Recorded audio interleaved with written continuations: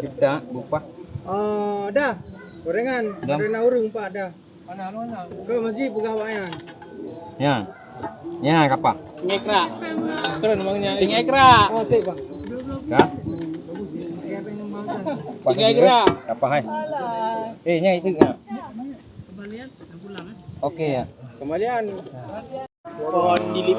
Ini adalah tahap pengeleman atau perekatan benda situs yang kita dapati dalam keadaan mungkin rusak atau patah.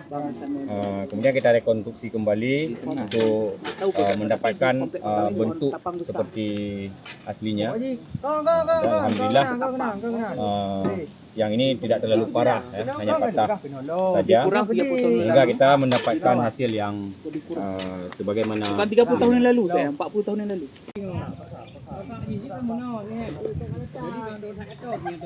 Kenapa enggak datang?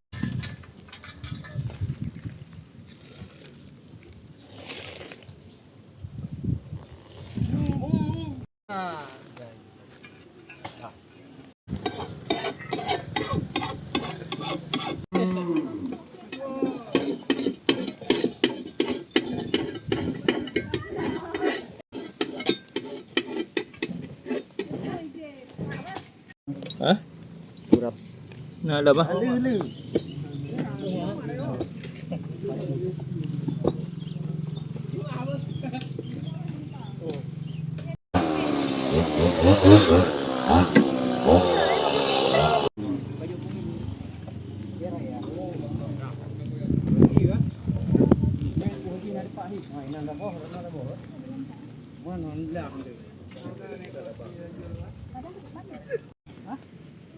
Hana di hana.